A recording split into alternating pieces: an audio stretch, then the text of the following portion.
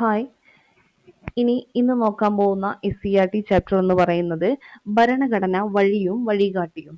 അതായത് social science, 7ാം ക്ലാസ്സിലെ social science part 1ലേതാണ്. നോക്കാം നമുക്ക് അതിലെന്താ പറയുന്നത്. അതിൽ ഗാന്ധിജി പറയുന്നുണ്ട്, എല്ലാ പ്രതിസന്ധികളിൽ നിന്നും രക്ഷാകർതൃത്വത്തിൽ നിന്നും ഇന്ത്യയെ മോചിപ്പിക്കുന്ന ഒരു ഭരണഘടനയ്ക്കായി ഞാൻ പരിശ്രമിക്കും. ഏറ്റവും ദരിദ്രരായ മനുഷ്യർക്ക് രാജ്യത്തെ രൂപപ്പെടുത്തുന്നതിൽ കാര്യക്ഷമമായ ശബ്ദമുണ്ടാക്കുകയും രാജ്യം അവരുടേതാണെന്ന് അവർക്ക് തോന്നുകയും ചെയ്യണം. ഉച്ചനീചത്വങ്ങളില്ലാതെ എല്ലാ സമുദായക്കാരും തികഞ്ഞ സൗഹാർദ്ദത്തോടെ ജീവിക്കുന്ന ഇന്ത്യക്കാണ് എന്റെ പരിശ്രമം. തൊട്ടുകൂടായ്മയുടെയും ലഹരി വസ്തുക്കളുടെയും ശാപമില്ലാത്ത ഇന്ത്യ, പുരുഷന്മാരുടെ അവകാശങ്ങൾ അതേപോലെ സ്ത്രീകൾക്കും അനുഭവിക്കാനാകുന്ന ഇന്ത്യ. ആരാ പറഞ്ഞിട്ടുള്ളത്? യങ് ഇന്ത്യയിൽ മഹാത്മാഗാന്ധി പറഞ്ഞിട്ടുള്ളതാണ്. ഓക്കെ, വർഷം നോട്ട് ചെയ്യുക. Young India 1931. ഒന്ന് നോട്ട് ചെയ്ത് വെച്ചേക്കുക. ഭാവി ഇന്ത്യയുടെ ഭരണഘടനയിൽ എന്തെല്ലാം ആശയങ്ങൾ ഉണ്ടാകണമെന്നാണ് മഹാത്മജി ആഗ്രഹിച്ചത്? എന്തൊക്കെയായിരിക്കും അപ്പോ? പരമാധികാരം, തുല്യത, സാഹോദര്യം, ലിംഗനീതി. എന്തെല്ലാം ആശയങ്ങളാണ് ഉണ്ടാകണമെന്ന് മഹാത്മജി ആഗ്രഹിച്ചത്? പരമാധികാരം, തുല്യത, സാഹോദര്യം, ലിംഗനീതി. ഓക്കെ, ഇനി ഭരണഘടന സ്വാതന്ത്ര്യ സമര സേനാനികളുടെ സ്വപ്നം, അല്ലെ? അത് നോക്കാം നമുക്ക്. ബ്രിട്ടീഷ് ആധിപത്യത്തിനെതിരെ ഉയർന്നു വന്ന ആദ്യത്തെ ബഹുജന സമരം ഏതായിരുന്നു? 1857 ഒന്നാം സ്വാതന്ത്ര്യ സമരമായിരുന്നു. നോട്ട് ചെയ്യുക, ബ്രിട്ടീഷ് ആധിപത്യത്തിനെതിരെ ഉയർന്നു വന്ന ആദ്യത്തെ ബഹുജന സമരം 1857 ഒന്നാം സ്വാതന്ത്ര്യ സമരം. സൈനികർ, ഗോത്രവർഗക്കാർ, രാജാക്കന്മാർ, പ്രഭുക്കന്മാർ, കർഷകർ തുടങ്ങി നിരവധി വിഭാഗങ്ങളാണ് സമരത്തിൽ പങ്കാളികളായത്. ജനങ്ങൾക്കിടയിൽ മതസൗഹാർദ്ദത്തിലൂന്നിയുള്ള ദേശീയബോധം വളർത്തുന്നതിന് ഈ സമരം സഹായകമായി. ദേശീയബോധം ശക്തിപ്പെട്ടതോടെ വൈദേശിക ആധിപത്യത്തിനെതിരെ ഇന്ത്യയുടെ വിവിധ ഭാഗങ്ങളിൽ ധാരാളം പ്രാദേശിക സംഘടനകൾ രൂപപ്പെട്ടു. മനസ്സിലായോ? ദേശീയബോധം ശക്തിപ്പെട്ടതോടെ എന്തായി?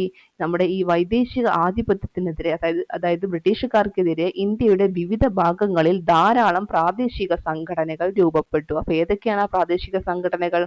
Indian association, Madras native association, Pune Sarvajanik സഭ എന്നിവ ചില ഉദാഹരണങ്ങളാണ്. Indian association, Madras native association, Pune Sarvajanik സഭ.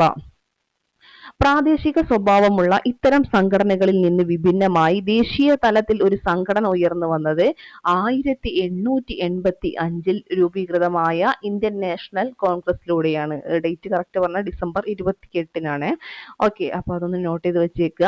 1885 രൂപീകൃതമായ INC-യിലൂടെയാണ് പ്രാദേശിക സ്വഭാവമുള്ള ഏതൊക്കെ നമ്മൾ നേരത്തെ പറഞ്ഞ Indian association, Madras native association, Pune Sarvajanik സഭ തുടങ്ങിയ സംഘടനകളിൽ നിന്ന് വിഭിന്നമായി ദേശീയ തലത്തിൽ ഒരു സംഘടന ഉയർന്നു വന്നത്. അതോടെ ദേശീയ തലത്തിൽ ബ്രിട്ടീഷ് വിരുദ്ധ പ്രക്ഷോഭങ്ങൾക്ക് ഒരു സംഘടിത മാനം വന്നു. ഇന്ത്യയിലെ വിവിധ ജനവിഭാഗങ്ങളുടെ പ്രശ്നങ്ങൾ അധികാരികളുടെ ശ്രദ്ധയിൽപ്പെടുത്തുക, ജാതിമത പ്രാദേശിക ചിന്തകൾക്ക് അതീതമായി ജനങ്ങൾക്കിടയിൽ ദേശീയബോധം വളർത്തുക എന്നിവയായിരുന്നു ഈ പ്രസ്ഥാനത്തിന്റെ പ്രധാന ലക്ഷ്യങ്ങൾ. വിദേശഭരണം അവസാനിപ്പിക്കുക എന്നത് മാത്രമല്ല, മെച്ചപ്പെട്ട സാമൂഹിക രാഷ്ട്രീയ ജീവിതം ഓരോ ഇന്ത്യക്കാരനും ഉറപ്പാക്കുക എന്നതും സ്വാതന്ത്ര്യ സമര പ്രസ്ഥാനത്തിന്റെ പ്രധാന ലക്ഷ്യങ്ങളിൽ ഒന്നായിരുന്നു. അപ്പൊ സമരത്തിന്റെ ഓരോ ഘട്ടത്തിലും തീവ്ര ദേശീയവാദം ഉൾപ്പെടെ നേതൃത്വത്തിന് വ്യത്യസ്ത കാഴ്ചപ്പാടുകൾ ഉണ്ടായിരുന്നെങ്കിലും ചില അടിസ്ഥാന ആശയങ്ങളും മൂല്യങ്ങളും ഉയർത്തിപ്പിടിച്ചുകൊണ്ടായിരുന്നു ദേശീയ പ്രസ്ഥാനം മുന്നോട്ടു പോയിരുന്നത്. ഗാന്ധിജിയുടെ വരവോടുകൂടിയാണ് സ്വാതന്ത്ര്യ സമര പ്രസ്ഥാനത്തിന് ബഹുജന സ്വഭാവം കൈവന്നത്. ഗാന്ധിജിയുടെ സ്വാധീനം സാമൂഹിക നീതിയിൽ അധിഷ്ഠിതമായ ജനാധിപത്യം എന്ന ആവശ്യം ശക്തമാക്കി. ദേശീയ പ്രസ്ഥാനം മുന്നോട്ട് വെച്ച സ്വാതന്ത്ര്യം, സാമൂഹിക നീതിയിൽ അധിഷ്ഠിതമായ സമത്വം, സാഹോദര്യം, മതസൗഹാർദ്ദം. ദേശീയ പ്രസ്ഥാനം മുന്നോട്ട് വെച്ച സ്വാതന്ത്ര്യം, സാമൂഹിക നീതിയിൽ അധിഷ്ഠിതമായ സമത്വം, സാഹോദര്യം, മതസൗഹാർദ്ദം എന്നീ ആശയങ്ങളും മൂല്യങ്ങളുമാണ് നമ്മുടെ ഭരണഘടനയുടെ അടിത്തറയാകേണ്ടതെന്ന് നേതാക്കൾ ആഗ്രഹിച്ചു. ഓക്കെ ആണല്ലോ. ഇനി ഭരണഘടനയുടെ മുൻഗാമി എന്നറിയപ്പെടുന്നത് ആരാ?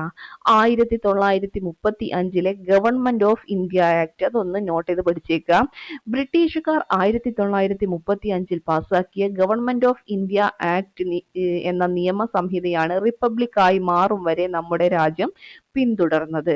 നമ്മുടെ ഭരണഘടനയുടെ പല ആശയങ്ങളും വ്യവസ്ഥകളും ഈ നിയമത്തിൽ നിന്നാണ് എടുത്തിരിക്കുന്നത്. 1950 ജനുവരി 26 ആണ് നമ്മുടെ ഭരണഘടന നിലവിൽ വന്നത്. അപ്പൊ എന്നാണ് ഭരണഘടന നിലവിൽ വന്നത്? 1950 ജനുവരി 26.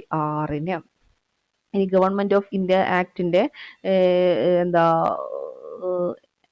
പ്രത്യേകതകൾ കൊടുത്തിട്ടുണ്ട്. അതിൽ 6 പ്രവിശ്യകളിൽ ദ്വിമണ്ഡല സഭകൾ, കേന്ദ്രത്തിൽ ദ്വിമണ്ഡല സഭ, കേന്ദ്രത്തിനും അന്നത്തെ പ്രവിശ്യകൾക്കുമായി അധികാരം വിഭജിച്ചിരുന്നു.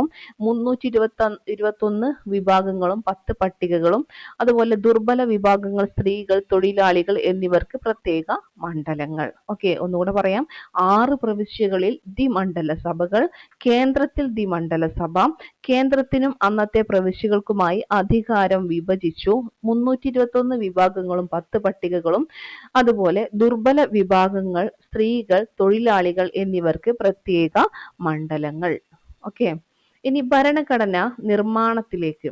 1946 അധികാര കൈമാറ്റം ചർച്ച ചെയ്യുന്നതിനായി ഇന്ത്യ സന്ദർശിച്ച ക്യാബിനറ്റ് മിഷന്റെ പ്രധാന നിർദ്ദേശങ്ങളിൽ ഒന്നായിരുന്നു സ്വതന്ത്ര ഇന്ത്യക്കായുള്ള ഒരു നിയമസംഹിത. 1946 അധികാര കൈമാറ്റം ചർച്ച ചെയ്യാനായി ഇന്ത്യ സന്ദർശിച്ച ക്യാബിനറ്റ് മിഷന്റെ പ്രധാന നിർദ്ദേശങ്ങളിൽ ഒന്നായിരുന്നു എന്ത്? സ്വതന്ത്ര ഇന്ത്യക്കായുള്ള ഒരു നിയമസംഹിത എന്ന് പറയുന്നത്. ഈ ലക്ഷ്യം മുൻനിർത്തിയാണ് ഭരണഘടനാ നിർമ്മാണ സഭ രൂപീകൃതമായത്. ഭരണഘടനാ നിർമ്മാണ സഭയുടെ സവിശേഷതകൾ. നിർമ്മാണ കാലയളവ് എന്ന് പറയുന്നത് 2 വർഷം 11 മാസം 17 ദിവസം. അത് ചിലപ്പോൾ 18 ദിവസം ഒന്ന് കാണാൻ പറ്റും ഓപ്ഷനിൽ. അപ്പോൾ ഇതും എന്താണ്, രണ്ടും ശരിയാണ്. അപ്പോൾ നിങ്ങൾ എന്ത് ചെയ്യണ്ട, പിന്നെ രണ്ടും കൂടെ എന്തായാലും ഓപ്ഷനിൽ വരില്ല. അപ്പോൾ 18 ദിവസം എന്ന് കണ്ടാൽ അത് തെറ്റാണെന്ന് ധരിക്കരുത്. ഓക്കെ, അപ്പോൾ തൽക്കാലം ഇങ്ങനെ ആലോചിച്ച് ചെയ്യുക. 2 വർഷം 11 മാസം 17 ദിവസം അല്ലെങ്കിൽ 18 ദിവസം. ഇനി ആദ്യ സമ്മേളനം 1946 ഡിസംബർ 9. എന്നാണ് ആദ്യ സമ്മേളനം നടന്നത്? 1946 ഡിസംബർ 9. തിരഞ്ഞെടുക്കപ്പെട്ട അധ്യക്ഷൻ doctor Rajendra Prasad, drafting committee chairman doctor BR Ambedkar. നിലവിൽ വന്നത് 1950 ജനുവരി 26 അല്ലെ, അതായത് ഇന്ത്യ റിപ്പബ്ലിക്കായി.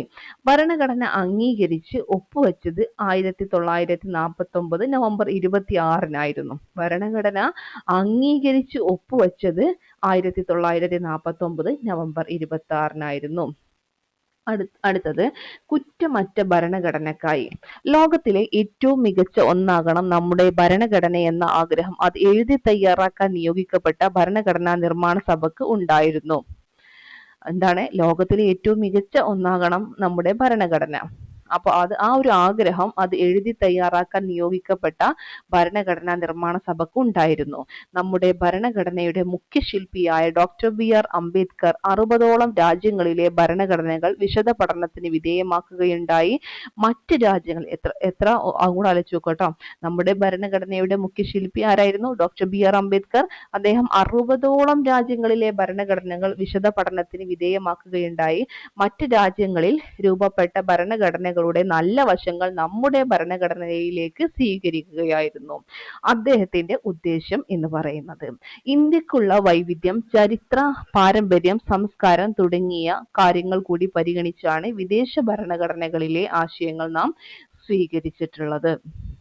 ഓക്കെ, അപ്പോൾ സവിശേഷതകൾ ഒട്ടേറെ. ലോകത്തിലെ ഏറ്റവും വലിയ എഴുതപ്പെട്ട ഭരണഘടന ഏതിൻ്റെതാണ്? നമ്മുടെ ഇന്ത്യയുടേതാണ്. 1950 ജനുവരി 26 നിലവിൽ വന്ന നമ്മുടെ ഭരണഘടനയിൽ എത്ര ഭാഗങ്ങൾ ഉണ്ടായിരുന്നു?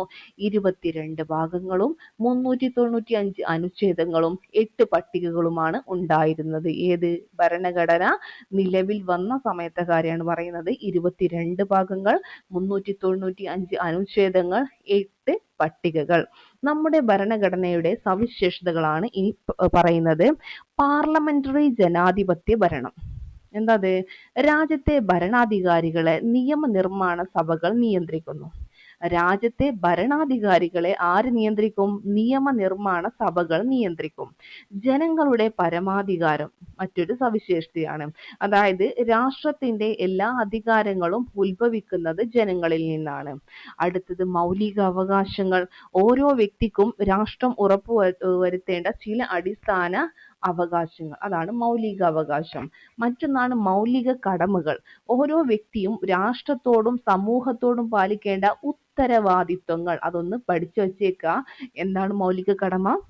ഓരോ വ്യക്തിയും രാഷ്ട്രത്തോടും സമൂഹത്തോടും പാലിക്കേണ്ട ഉത്തരവാദിത്തങ്ങൾ. അപ്പോൾ എന്താണ് മാർഗനിർദ്ദേശക തത്വങ്ങൾ? ഭരണഘടനയുടെ മറ്റൊരു സവിശേഷതയാണ് മാർഗനിർദ്ദേശക തത്വങ്ങൾ. അതായത് സാമൂഹിക സാമ്പത്തിക അവകാശങ്ങൾ ഉറപ്പുവരുത്തുന്നതിനായി രാഷ്ട്രത്തിന് നൽകിയിരിക്കുന്ന നിർദ്ദേശങ്ങളാണ്. മാർഗനിർദ്ദേശാണല്ലോ.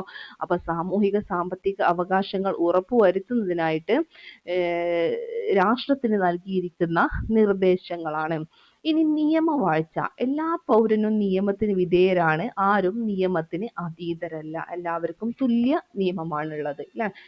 ഉള്ളവനും ഇല്ലാത്തവനും പ്രത്യേക നിയമമാണോ? അല്ല. അപ്പൊ അതാണ് പറഞ്ഞിട്ടുള്ളത് നിയമവാഴ്ച. പിന്നെയുള്ളത് സാർവത്രിക പ്രായപൂർത്തി, വോട്ടവകാശം. നിശ്ചിത പ്രായം പൂർത്തിയായ എല്ലാവർക്കും വോട്ട് ചെയ്യാനുള്ള അവകാശമുണ്ട് അല്ലെ. നിശ്ചിത പ്രായം പൂർത്തിയായ എല്ലാവർക്കും എന്ത് ചെയ്യാം? 18 വയസ്സ് തികഞ്ഞ എല്ലാവർക്കും എന്ത് ചെയ്യാം? വോട്ട് ചെയ്യാനുള്ള അവകാശം. അപ്പൊ അതും ഇതിലുണ്ട്. പിന്നെ സ്വതന്ത്രവും നിഷ്പക്ഷവുമായ നീതിന്യായ വ്യവസ്ഥ. നിയമനിർമ്മാണ കാര്യനിർവഹണ വിഭാഗങ്ങളിൽ നിന്നും സ്വതന്ത്രമാക്കപ്പെട്ട കോടതി സംവിധാനം. സ്വതന്ത്രവും നിഷ്പക്ഷവുമായ നീതിന്യായ വ്യവസ്ഥ എന്ന് പറയുമ്പോൾ നിയമനിർമ്മാണ കാര്യനിർവഹണ വിഭാഗങ്ങളിൽ നിന്നും സ്വതന്ത്രമാക്കപ്പെട്ട കോടതി സംവിധാനം. ഓക്കെ. പിന്നെ ഫെഡറലിസം എന്താണത്? അധികാരം കേന്ദ്രത്തിനും സംസ്ഥാനങ്ങൾക്കുമായി വിഭജിക്കപ്പെടുന്ന സംവിധാനം. അതാണ് ഫെഡറലിസം. എന്താണ് ഈ ഫെഡറലിസം എന്ന് ആലോചിച്ച് ഇതാക്കണ്ട. എന്താണ് അധികാരം? എന്തിന്? കേന്ദ്രത്തിനും സംസ്ഥാനങ്ങൾക്കുമായിട്ട് വിഭജിക്കപ്പെടുന്ന സംവിധാനം. ഇനി ഏക പൗരത്വം അല്ലെ, മറ്റൊരു സവിശേഷതയാണ്. രാജ്യത്ത് ഒരൊറ്റ പൗരത്വമേ ഉള്ളൂ. സംസ്ഥാനങ്ങൾക്കായിട്ട് പ്രത്യേക പൗരത്വമൊന്നും ഇല്ല. ഓക്കെ. ഇനി നിയമങ്ങളുടെ ഉറവിടം. നമ്മുടെ ഭരണഘടന രാഷ്ട്രത്തിന്റെ അടിസ്ഥാന നിയമ സംഹിതയാണ്. നമ്മുടെ ഭരണഘടന രാഷ്ട്രത്തിന്റെ അടിസ്ഥാന നിയമ സംഹിതയാണ്. ഭരണഘടനാ വ്യവസ്ഥകൾക്ക് അനുസൃതമായി മാത്രമേ കേന്ദ്ര സംസ്ഥാന സർക്കാരുകൾക്ക് ഏതൊരു നിയമവും നിർമ്മിക്കാൻ കഴിയൂ.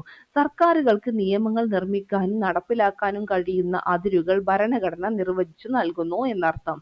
നിയമത്തിന്റെ വ്യവസ്ഥ എന്ന നിലയിലും സ്രോതസ് എന്ന നിലയിലും പരമോന്നത സ്ഥാനമാണ് ഭരണഘടനയ്ക്കുള്ളത്. നിയമത്തിന്റെ വ്യവസ്ഥ എന്ന നിലയിലും സ്രോതസ് എന്ന നിലയിലും പരമോന്നത സ്ഥാനമാണ് എന്തിനുള്ളത്? ഭരണഘടനയ്ക്ക് ഉള്ളത്. അപ്പൊ സർക്കാരുകൾക്ക് നിയമങ്ങൾ നിർമ്മിക്കാനും നടപ്പിലാക്കാനും കഴിയുന്ന അതിരുകൾ ഭരണഘടന നിർവചിച്ചു നൽകുന്നു. അതുപോലെ എന്താണ് നിയമത്തിന്റെ വ്യവസ്ഥ എന്ന നിലയിലും സ്രോതസ് എന്ന നിലയിലും പരമോന്നത സ്ഥാനമാണ് ആർക്കുള്ളത്? ഭരണഘടനയ്ക്ക് ഉള്ളത്.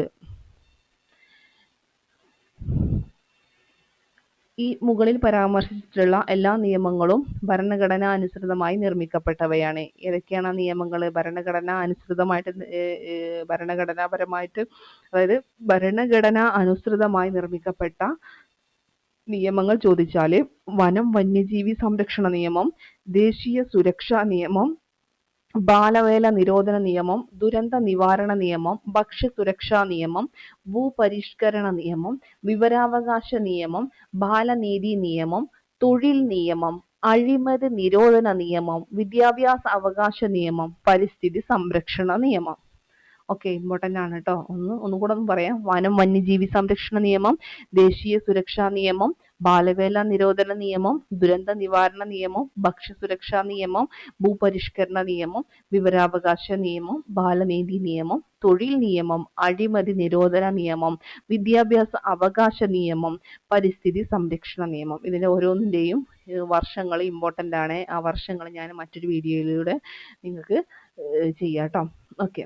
അപ്പോൾ ഇനി പറയുന്നത് കുട്ടികൾക്ക് നേരെ നടക്കുന്ന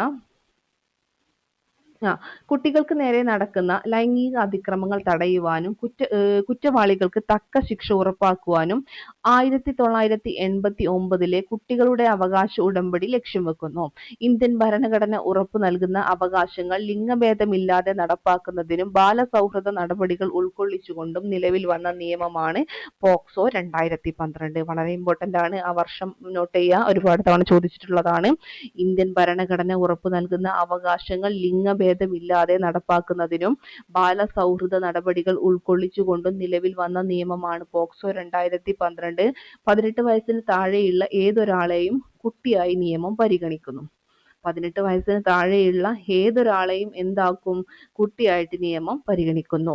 ഭയരഹിതമായും സുരക്ഷിതമായും സമൂഹത്തിൽ ജീവിക്കുവാൻ ഓരോ കുട്ടിക്കും അവകാശമുണ്ട്.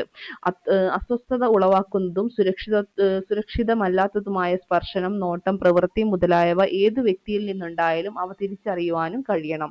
ഇത്തരം പ്രവൃത്തികളോട് അരുതി എന്ന് പറയാനും അകറ്റി നിർത്താനും അധികാരികളോട് പരാതിപ്പെടാനും ശ്രദ്ധ പുലർത്തണം. ലൈംഗികാതിക്രമ കേസുകൾ ഉണ്ടായാൽ അവ റിപ്പോർട്ട് ചെയ്യേണ്ടത് വകുപ്പ് 19 പ്രകാരം സ്പെഷ്യൽ ജുവനൈൽ പോലീസ് യൂണിറ്റോ ലോക്കൽ പോലീസോ ആണെന്ന് നിയമത്തിൽ വിവരിക്കുന്നു. ഒന്നുകൂടെ പറയാം. ലൈംഗികാതിക്രമ കേസുകൾ ഉണ്ടായാൽ അവ റിപ്പോർട്ട് ചെയ്യേണ്ടത് ഏത് വകുപ്പ് പ്രകാരം? വകുപ്പ് 19 പ്രകാരം സ്പെഷ്യൽ ജുവനൈൽ പോലീസ് യൂണിറ്റോ ലോക്കൽ പോലീസോ ആണെന്ന് സ്പെഷ്യൽ ജുവനൈൽ പോലീസ് യൂണിറ്റോ ലോക്കൽ പോലീസോ ആണെന്ന് നിയമത്തിൽ വിവരിക്കുന്നു. പോക്സോ കേസുകൾ കൈകാര്യം ചെയ്യുന്ന ഉദ്യോഗസ്ഥർ ചൈൽഡ് വെൽഫെയർ പോലീസ് ഓഫീസർ എന്നറിയപ്പെടുന്നു. CWPO ഒന്ന് നോട്ട് ചെയ്ത് വെച്ചേക്കുക. പോക്സോ കേസുകൾ കൈകാര്യം ചെയ്യുന്ന ഉദ്യോഗസ്ഥർ ചൈൽഡ് വെൽഫെയർ പോലീസ് ഓഫീസർ എന്നറിയപ്പെടുന്നു. Child welfare police officer, child CWPO ആരാണ്? പോക്സോ കേസുകൾ കൈകാര്യം ചെയ്യുന്ന ഉദ്യോഗസ്ഥർ. ഓക്കെ. ഇനി കേരള സംസ്ഥാന ബാലാവകാശ സംരക്ഷണ കമ്മീഷൻ പോക്സോ നിയമത്തിന്റെ 44-ാം വകുപ്പ് പ്രകാരം നിരീക്ഷണ സംവിധാനം, അതായത് പോക്സോ മോണിറ്ററിംഗ് സെൽ ഒരുക്കിയിട്ടുണ്ട്. കേരള സംസ്ഥാന ബാലാവകാശ സംരക്ഷണ കമ്മീഷൻ പോക്സോ നിയമത്തിന്റെ 44-ാം വകുപ്പ് പ്രകാരം നിരീക്ഷണ സംവിധാനം പോക്സോ മോണിറ്ററിംഗ് സെല്ല് ഒരുക്കിയിട്ടുണ്ട്. പോക്സോ കുറ്റകൃത്യങ്ങളിൽ ഏർപ്പെടുന്ന ഏതൊരു വ്യക്തിക്കും കഠിന ശിക്ഷ ഈ നിയമം വ്യവസ്ഥ ചെയ്യുന്നു. പോക്സോ കുറ്റകൃത്യങ്ങളിൽ ഏർപ്പെടുന്ന ഏതൊരു വ്യക്തിക്കും കഠിന ശിക്ഷ ഈ നിയമം വ്യവസ്ഥ ചെയ്യുന്നു. ഏതാണ് വർഷം എന്നാണ്? 2012 ആയിരുന്നു എന്നുള്ളത് ഓർത്തു വച്ചേക്കുക. 2012. ഇന്ത്യൻ ഭരണഘടന ഉറപ്പു നൽകുന്ന അവകാശങ്ങൾ ലിംഗഭേദമില്ലാതെ നടപ്പാക്കുന്നതിനും ബാലസൗഹൃദ നടപടികൾ ഉൾക്കൊള്ളിച്ചുകൊണ്ടും നിലവിൽ വന്ന നിയമമാണ് പോക്സോ 2012. അതിന്റെ എന്താ പറയാം, protection of children from sexual offences act 2012 കേട്ടോ. Protection of children from sexual offences act 2012. ഇനി ഭരണഘടനയുടെ ധർമ്മങ്ങൾ. നിയമത്തിന്റെ വ്യവസ്ഥ സ്രോതസ് എന്നതിന് പുറമെ മറ്റെന്തെല്ലാം ധർമ്മങ്ങൾ ഭരണഘടന നിർവഹിക്കുന്നുണ്ട് നോക്കാം നമുക്ക്. രാജ്യത്തിന് ദിശാബോധം നൽകുന്ന അടിസ്ഥാന രേഖയായി നിലകൊള്ളുന്നു. ഭരണഘടന എന്താണ്? രാജ്യത്തിന് ദിശാബോധം നൽകുന്ന അടിസ്ഥാന രേഖയായി നിലകൊള്ളുന്നു. നാനാത്വത്തിൽ ഏകത്വം സംരക്ഷിക്കുന്നു. രാജ്യത്തെ എല്ലാ ഭരണ സംവിധാനങ്ങളും ഭരണഘടനയ്ക്ക് വിധേയമായാണ് പ്രവർത്തിക്കുന്നത് എന്ന് ഉറപ്പുവരുത്തുന്നു. പൗരരുടെ അവകാശങ്ങളും കടമകളും സ്ഥാപിക്കുന്നു. ഗവൺമെന്റിന്റെ അധികാരങ്ങളും പരിമിതികളും വ്യക്തമാക്കുന്നു. രാജ്യത്തിന്റെ അടിസ്ഥാന മൂല്യങ്ങളും ആദർശങ്ങളും നിർവചിക്കുന്നു. സ്വേച്ഛാധിപത്യത്തിനും അധികാര ദുർവിനിയോഗത്തിനും എതിരായ സംരക്ഷണ കവചമായിട്ട് പ്രവർത്തിക്കുന്നു. കിട്ടിയല്ലോ? ഇനി നോക്കാനുള്ളത് വളരെ ഇമ്പോർട്ടൻ്റ് ആയിട്ടുള്ള കുറച്ച് വർഷങ്ങൾ ഒരു പിക്ചർ ആക്കിയിട്ട് അവർ നല്ല രീതിയിൽ കുട്ടികൾക്ക് പഠിക്കാനായിട്ട് കൊടുത്തിട്ടുണ്ട്. അതൊന്ന് നോക്കാം. 1950 ജനുവരി 26 ഇന്ത്യൻ ഭരണഘടന നിലവിൽ വന്നു. ഫസ്റ്റ് എന്താണ്? 1950 ജനുവരി 26 ഇന്ത്യൻ ഭരണഘടന നിലവിൽ വന്നു. മനസ്സിലായോ? അങ്ങനെ ഭേദഗതി ഒന്നാം ഭേദഗതി പ്രകാരം 1951 പട്ടികകളുടെ എണ്ണം 9 നമ്മൾ എത്ര പട്ടികകൾ ഉണ്ടെന്നാ പറഞ്ഞിട്ടുണ്ടായിരുന്നത്? 22. നമ്മൾ മൊത്തം പറഞ്ഞിട്ടുണ്ടായിരുന്നത് എത്ര പട്ടികകൾ, എത്ര അനുച്ഛേദങ്ങൾ, എത്ര ഭാഗം, അതായത് നമ്മൾ പറഞ്ഞിട്ടുണ്ടായിരുന്നു 22 ഭരണഘടന നിലവിൽ വരുമ്പോൾ 22 ഭാഗവും 395 അനുച്ഛേദങ്ങളും അതുപോലെ 8 പട്ടികകളുമാണ് ഉണ്ടായിരുന്നത്. എന്നാൽ ഒന്നാം ഭേദഗതി പ്രകാരം 1951 ഈ പട്ടികകളുടെ എണ്ണം 9 മാറി. ഓക്കെ, അതൊന്ന് ഓർത്ത് വെച്ചേക്കുക. പിന്നെ ഭേദഗതി 42 ഭേദഗതി പ്രകാരം 1976 മതേതരത്വം, സോഷ്യലിസം, അഖണ്ഡത എന്നിവ ഇതിൽ കൂട്ടിച്ചേർത്തു. ഭേദഗതി 42 പ്രകാരം 1976 എന്തെല്ലാം കൂട്ടിച്ചേർത്തു? മതേതരത്വം, സോഷ്യലിസം, അഖണ്ഡത എന്നിവ കൂട്ടിച്ചേർത്തു. മതേതരത്വം, സോഷ്യലിസം, അഖണ്ഡത എന്നിവ കൂട്ടിച്ചേർത്തു. ഇനി ഭേദഗതി 44 ഭേദഗതി പ്രകാരം 1978 സ്വത്തവകാശം മൗലികാവകാശം അല്ലാതായി. അതായത് അത് നമ്മൾ ഇതിൽ പറഞ്ഞിട്ടില്ല, കൃത്യമായിട്ട് പറഞ്ഞിട്ടില്ല. നമുക്കറിയാം നമ്മൾ ഭരണഘടന നിലവിൽ വരുമ്പോൾ 7 മൗലികാവകാശങ്ങളാണ് ഉണ്ടായിരുന്നത്. അതിൽ സ്വത്തവകാശമായിരുന്നു. ആ 7ാമത്തെ മൗലികാവകാശം എന്ത് ചെയ്തു? അത് നിയമാവകാശമാക്കി മാറ്റി. ഓക്കെ, അപ്പോൾ അതാണ് ഇവിടെ പറഞ്ഞിട്ടുള്ളത്. സ്വത്തവകാശം മൗലികാവകാശം അല്ലാതായി. ഏത് വർഷമാണ്? 1978 44 ഭേദഗതി പ്രകാരം. ഓക്കെ ആണല്ലോ. ഇനി 73, 74 ഭേദഗതി. അതായത് അതില് 1992 പഞ്ചായത്തി രാജ് നഗരപാലിക നിയമം വന്നു. പഞ്ചായത്തി രാജ് നഗരപാലിക നിയമം വർഷം എന്നാണ് 1992.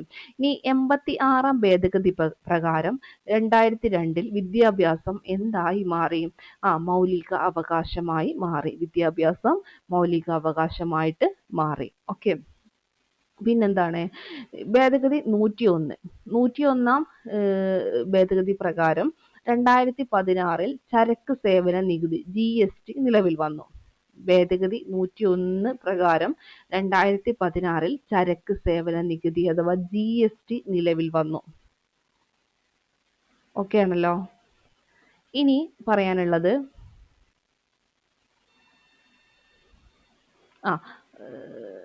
GST 2016 കേട്ടോ, അതൊന്ന് ഓർത്ത് വെച്ചേക്കാം. ചരക്ക് സേവന നികുതി GST 2016 ഭേദഗതി ഏതാ? അത് ഇമ്പോർട്ടന്റ് ആണ്. 101 ഭേദഗതി ചോദിച്ചിട്ടുള്ളതാണ്. ഇനി 106 ഭേദഗതി പ്രകാരം ഏറ്റവും അവസാനത്തെ ഭരണഘടനാ അത് ഇതിൽ പറഞ്ഞിട്ടില്ല. അപ്പൊ എന്താണ് 106 ഭരണഘടനാ ഭേദഗതി? അത് ഞാൻ പറഞ്ഞുതരാം നിങ്ങൾക്ക്. അതായത് 106 ഭേദഗതി നിയമം 2023 കേട്ടോ, അതൊന്ന് ആലോചിച്ച് വെച്ചേക്കാം. അതായത് ലോകസഭയിലും സംസ്ഥാന നിയമസഭകളിലും ദേശീയ തലസ്ഥാന പ്രദേശമായ ഡൽഹിയിലെ നിയമസഭയിലും ലോകസഭയിലും സംസ്ഥാന നിയമസഭകളിലും ദേശീയ തലസ്ഥാന പ്രദേശമായിട്ടുള്ള ഡൽഹിയിലെ നിയമസഭയിലും പട്ടികജാതി പട്ടികവർഗ വിഭാഗങ്ങൾക്കായി സംവരണം ചെയ്തിട്ടുള്ള സീറ്റുകൾ ഉൾപ്പെടെ 1/3 സീറ്റുകൾ സ്ത്രീകൾക്കായി സംവരണം ചെയ്യുന്ന വനിതാ സംവരണ ബില്ലായിരുന്നു ഇത്. കിട്ടിയല്ലോ? കിട്ടിയെന്ന് വിചാരിക്കുന്നു. ഒന്നുകൂടെ പറയാം.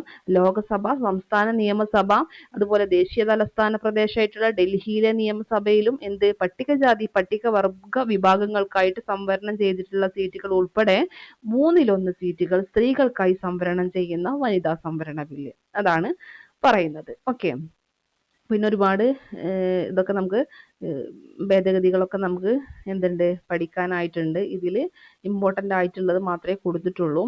പിന്നെ അതൊക്കെ നമുക്ക് ചെയ്യാം, മറ്റൊരു ക്ലാസ്സിൽ പറയാം കേട്ടോ. ഇപ്പോൾ ഇത് 7ാം ക്ലാസ്സിലെ ഇതിനനുസരിച്ചിട്ടുള്ളതല്ലേ. ഓക്കെ, ഇനി നോക്കാം.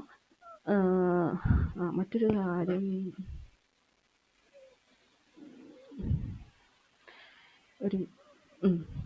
ഓക്കെ, അപ്പോൾ കാലാനുസൃതമായി മാറ്റങ്ങൾ വരുത്താവുന്ന ഒന്നാണ് നമ്മുടെ ഭരണഘടന. മനസ്സിലായല്ലോ? മാറുന്ന സാമൂഹിക ആവശ്യങ്ങൾ പരിഗണിച്ച് ഭരണഘടനയിൽ മാറ്റങ്ങൾ വരുത്തുന്ന പ്രക്രിയയാണ് ഭരണഘടനാ ഭേദഗതി. ഇതിൽ പറഞ്ഞിട്ടുണ്ട്. ഭരണഘടനാ ഭേദഗതി എന്ന് പറയുമ്പോൾ മാറുന്ന സാമൂഹിക ആവശ്യങ്ങൾ പരിഗണിച്ച് ഭരണഘടനയിൽ മാറ്റങ്ങൾ വരുത്തുന്ന പ്രക്രിയ. ഈ വകുപ്പ് ഒന്ന് പഠിക്കുക. 368 വകുപ്പ് പ്രകാരം ഭരണഘടന ഭേദഗതി ചെയ്യാനുള്ള അധികാരം പാർലമെന്റിനാണ്. അപ്പൊ ആർക്കാണ് ഭരണഘടന ഭേദഗതി ചെയ്യാനുള്ള അവകാശം എന്ന് ചോദിച്ചാൽ, അധികാരം എന്ന് ചോദിച്ചാൽ ആർക്കാണ്? പാർലമെന്റിനാണ്. എന്നാൽ ഭരണഘടനയുടെ അടിസ്ഥാന ഘടന ഭേദഗതി ചെയ്യാൻ പാടില്ല. ഓക്കെ, അപ്പോൾ നോക്കാം. അപ്പോൾ ആ വകുപ്പ് 368 കേട്ടോ, ഭരണഘടനാ ഭേദഗതി ചെയ്യാനുള്ള അധികാരം പറയുന്ന വകുപ്പ് 368 വകുപ്പാണ്, ആർട്ടിക്കിളാണ് എന്നുള്ളത് ഓർത്ത് വെച്ചേക്കുക. ഇനി ഇവിടെ കൊടുത്തിട്ടുണ്ട്, അടിത്തറ ഇളക്കരുത്. 1973 കാസർഗോഡ് എടനീർ മഠത്തിന്റെ അധിപതിയായിരുന്ന കേശവാനന്ദ ഭാരതി കേരള സർക്കാരിനെതിരെ നൽകിയ കേസിലായിരുന്നു ഭരണഘടനയുടെ അടിസ്ഥാന ഘടനയിൽ യാതൊരു മാറ്റവും വരുത്താൻ പാടില്ലെന്ന് സുപ്രീം കോടതി വിധിച്ചത്. വളരെ വളരെ ഇമ്പോർട്ടന്റ് ആണ്, ആ വർഷം നോക്കി വച്ചേക്കുക.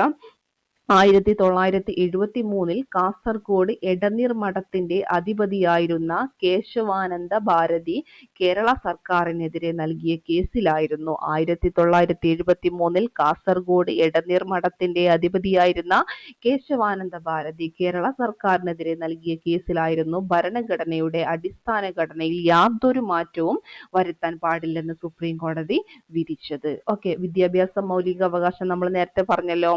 വിദ്യാഭ്യാസ മൗലികാവകാശമാക്കപ്പെട്ടത് 2002 86 ഭരണഘടനാ ഭേദഗതി പ്രകാരമാണ്. ഈ വ്യവസ്ഥകൾ ഭരണഘടനയിൽ 21A വകുപ്പായിട്ട് ചേർത്തിട്ടുണ്ട്. ഈ ഭേദഗതി അനുസരിച്ച് 21A പഠിച്ചു വെച്ചേക്കുക. എന്താണ് ഈ ഭേദഗതി അനുസരിച്ച് 2009 ഓഗസ്റ്റ് 4 നിലവിൽ വന്ന നിയമമാണ് വിദ്യാഭ്യാസ അവകാശ നിയമം. അപ്പോൾ വിദ്യാഭ്യാസ അവകാശം നിയമം നിലവിൽ വന്നത് എപ്പോഴാണ്? 2009 ഓഗസ്റ്റ് 4. ഒന്ന് പഠിച്ചു വെച്ചേക്കുക. ഏത് ഭേദഗതി അനുസരിച്ചിട്ടാണ്? 86 ഭരണഘടനാ ഭേദഗതി അനുസരിച്ച് 2009 ഓഗസ്റ്റ് 4 നിലവിൽ വന്ന നിയമമാണ് വിദ്യാഭ്യാസ അവകാശ നിയമം 2009. 6 മുതൽ 14 വയസ്സ് വരെ പ്രായമുള്ള എല്ലാ കുട്ടികൾക്കും സൗജന്യവും നിർബന്ധിതവുമായ വിദ്യാഭ്യാസം ഉറപ്പുവരുത്തുന്നതാണ് പ്രസ്തുത നിയമം എന്ന് പറയുന്നത്. അപ്പോൾ ചെറു ഭരണഘടന എന്ന് വെച്ചാൽ എന്താണ്? 1976 42 മിനി കോൺസ്റ്റിറ്റ്യൂഷൻ എന്ന് പറയും കേട്ടോ. 1976 42 ഭരണഘടനാ ഭേദഗതി വഴിയാണ് മതേതരത്വം, സോഷ്യലിസം, അഖണ്ഡത എന്നീ വാക്കുകൾ ഭരണഘടനയുടെ ആമുഖത്തിൽ കൂട്ടിച്ചേർത്തത്. മതേതരത്വം, സോഷ്യലിസം, അഖണ്ഡത. ഭരണഘടനയിൽ വേറെയും ചില മാറ്റങ്ങൾ ഈ ഭേദഗതിയിലൂടെ വരുത്തിയിരുന്നു. സുപ്രധാനമായ നിരവധി മാറ്റങ്ങൾ വരുത്തിയതിനാൽ ഈ ഭേദഗതി ചെറു ഭരണഘടന എന്ന് വിളിക്കുന്നു. ഓക്കെ, നിയമങ്ങൾ നടപ്പാക്കുമ്പോൾ അതായത് വ്യത്യസ്ത താല്പര്യങ്ങൾക്കുള്ള സമൂഹമാണ് നമ്മുടേത് എങ്കിലും പൊതു നിയമങ്ങൾ അനുസരിക്കാൻ എല്ലാവരും ഭരണഘടനാപരമായി ബാധ്യസ്ഥരാണ്. പുതിയ നിയമങ്ങൾ രൂപീകരിക്കപ്പെടുമ്പോൾ അവയ്ക്കെതിരെയുള്ള അഭിപ്രായങ്ങളും സമരങ്ങളും ഉയർന്നു വരാൻ സാധ്യതയുണ്ട്. അത് ജനാധിപത്യ സമൂഹത്തിൽ സ്വാഭാവികമാണ്. പുതിയ നിയമം രൂപീകരിക്കപ്പെടുമ്പോൾ എന്താണ്? അതിനെതിരെ അഭിപ്രായം ഉണ്ടാവും, സമരങ്ങളൊക്കെ വരാൻ സാധ്യതയുണ്ട്. അതെന്താണ്? ജനാധിപത്യ സമൂഹത്തിൽ സ്വാഭാവികമാണ് എന്നുള്ളതാണ്. ഇങ്ങനെ ഉയരുന്ന എതിർപ്പുകളെ ഭരണഘടനാപരമായും ജനാധിപത്യപരവുമായും സമീപിക്കേണ്ടതാണ്. വൈവിധ്യങ്ങളും വൈജാത്യങ്ങളും ഏറെയുള്ള നമ്മുടെ സമൂഹത്തിൽ ഭരണഘടന മുന്നോട്ട് വെക്കുന്ന മൂല്യങ്ങൾ പൗരസമൂഹം ഉൾക്കൊള്ളുന്നതിലൂടെ മാത്രമേ ഇന്ത്യയെ പരമാധികാര, സ്ഥിതി സമത്വ, മതനിരപേക്ഷ ജനാധിപത്യ റിപ്പബ്ലിക്കായി ഉയർത്താൻ കഴിയുകയുള്ളൂ. ഇന്ത്യയെ എന്താ പ്രത്യേകത? പസോമജറി അങ്ങനെ പഠിച്ചു വെച്ചേക്കാട്ടോ. എന്താണ്? പരമാധികാര, സ്ഥിതി സമത്വ, മതനിരപേക്ഷ ജനാധിപത്യ റിപ്പബ്ലിക്കായിട്ട് ഉയർത്താൻ കഴിയുള്ളൂ. ഓക്കെ, അപ്പോൾ ഇത്രയാണ് ഈ ഒരു ചാപ്റ്ററിൽ നമുക്ക് പഠിക്കാനായിട്ടുള്ളത്. അപ്പോൾ ഇത് പാർട്ട് 1 ആണ് കേട്ടോ. ഓക്കെ, അപ്പോൾ ഇനി എന്ത് ചെയ്യാം? അടുത്ത ക്ലാസ്സിൽ നമുക്ക് മറ്റ് ഡീറ്റെയിൽസുമായിട്ട് വരാം. അപ്പോൾ ഇത്രയും കാര്യങ്ങൾ നിങ്ങൾ ചെയ്യേണ്ടത് എന്താണെന്ന് വെച്ചാൽ ഇത്രയും കാര്യങ്ങൾ കൃത്യമായിട്ട് പഠിക്കുക. എന്നിട്ട് എക്സാം ഉണ്ടാവും, ആ എക്സാം പോയി ലക്ഷ്യയുടെ ടെലഗ്രാം ചാനലിൽ പോയിട്ട് അറ്റൻഡ് ചെയ്യുക. ഓക്കെ, അപ്പോൾ ശരി, താങ്ക് യു.